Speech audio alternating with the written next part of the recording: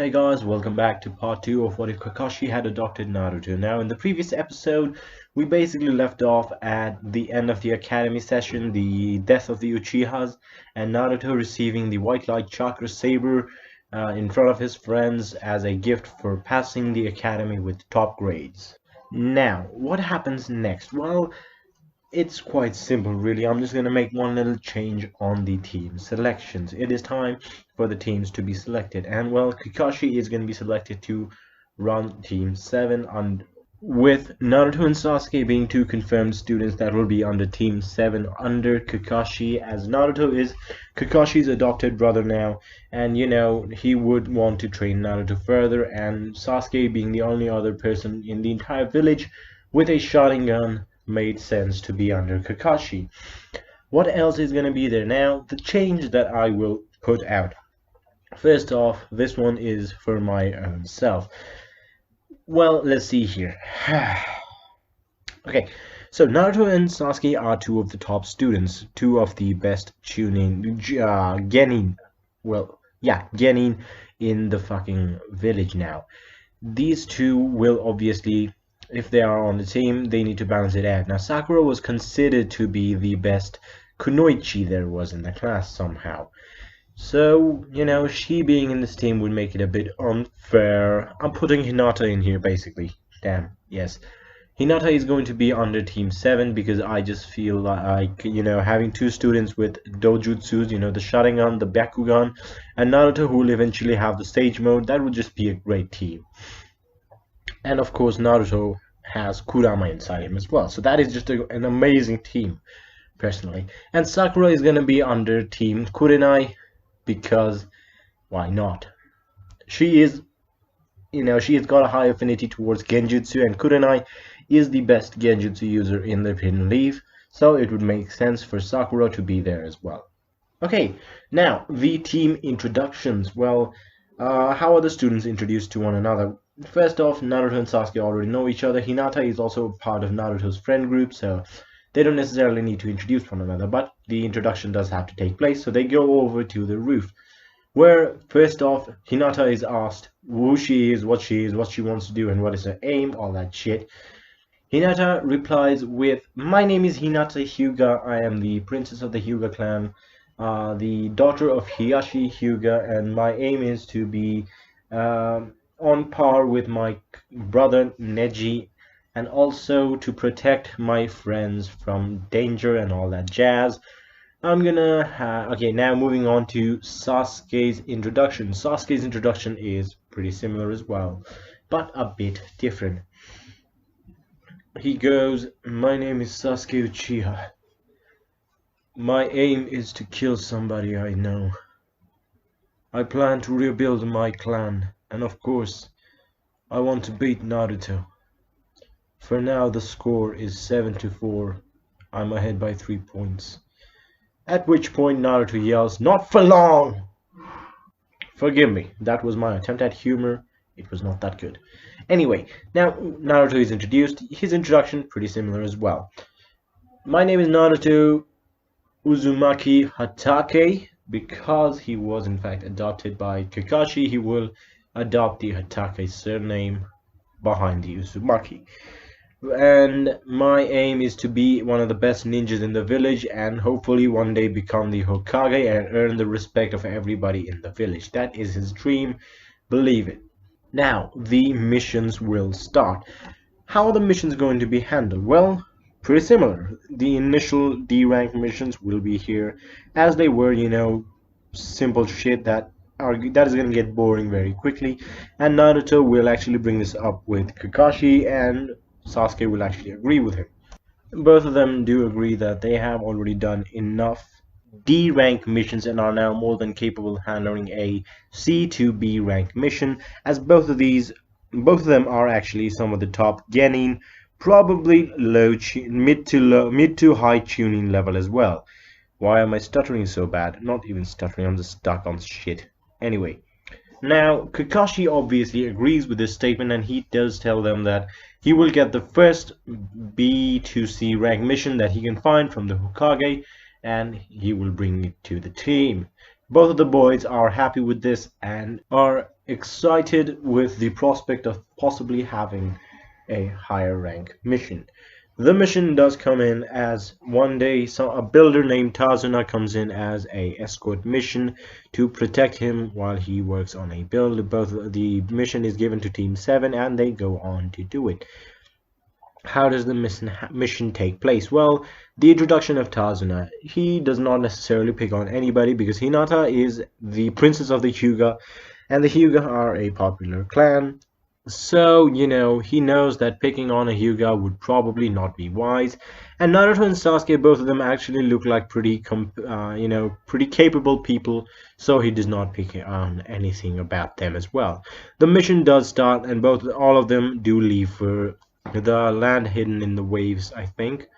And what happens there? Well, it is quite simple. En route, they are attacked by the demon brothers, who think that they can take out Kakashi, but Kakashi being a utter badass now, even more so than the original, because at this point Kakashi has been keeping up with his Sage Mode for, Naruto is around 11 years old, and he's been practicing 2 years before that, so almost 13 years now.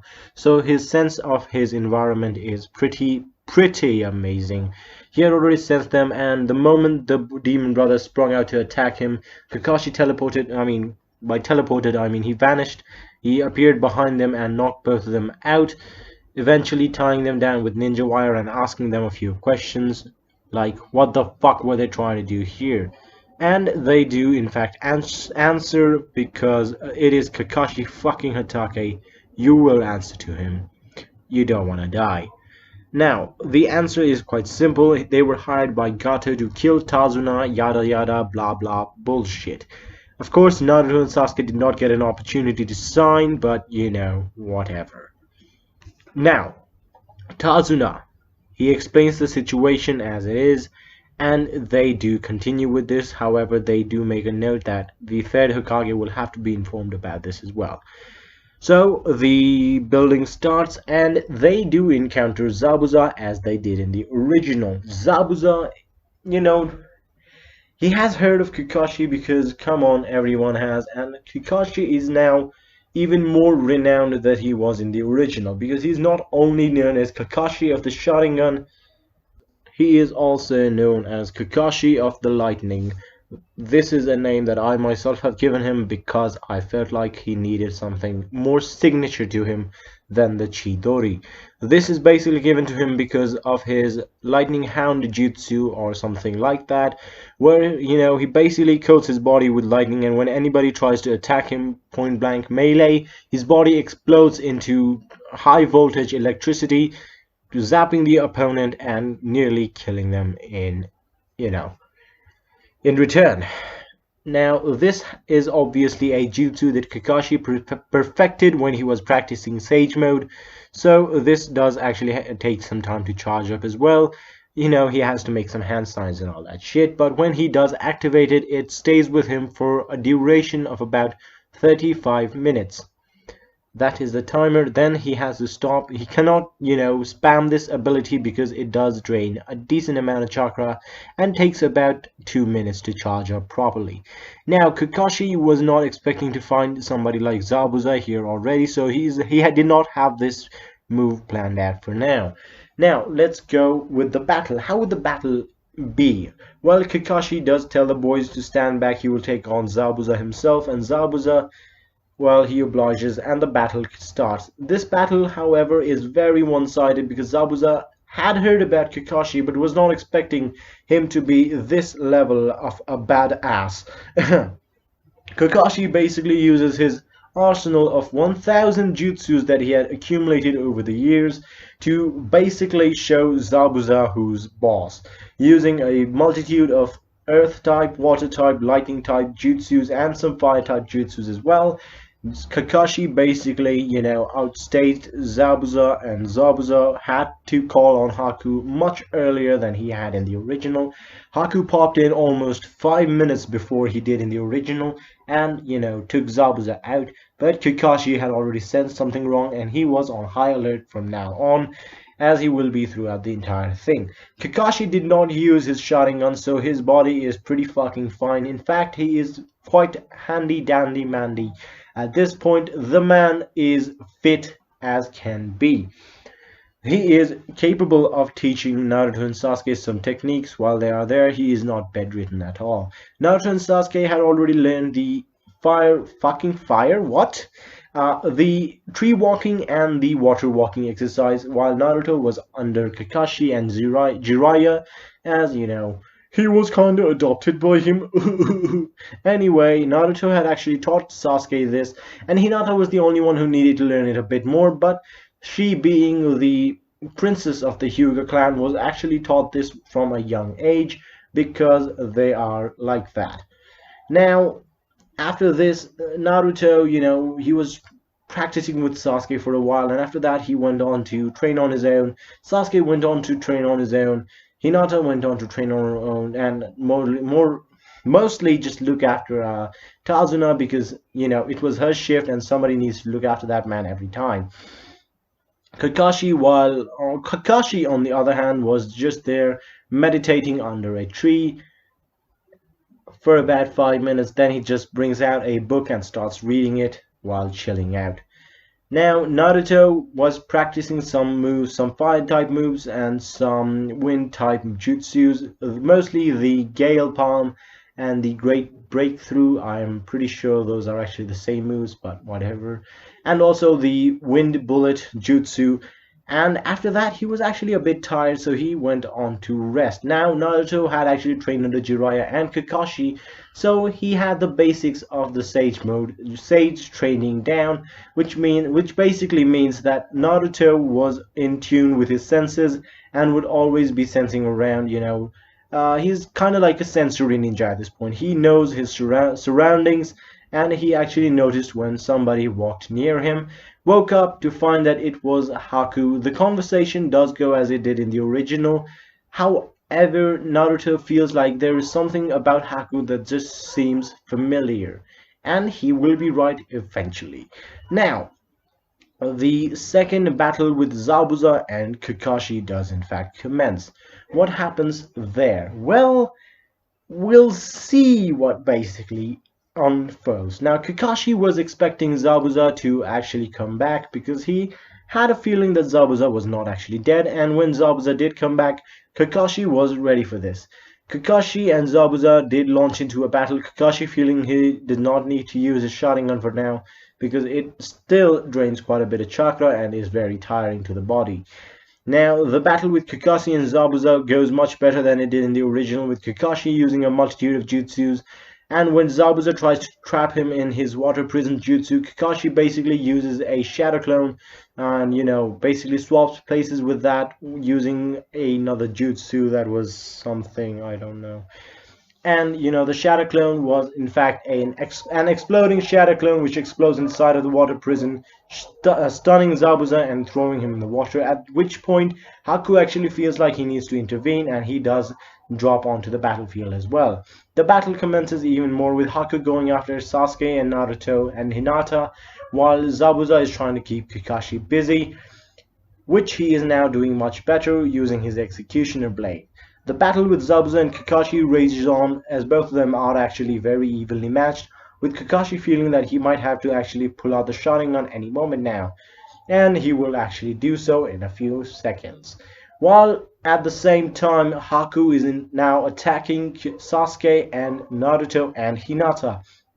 Hinata is basically told by Naruto and Sasuke to guard Tazuna because he is in fact the most important piece of this entire battle, and she does so as it is.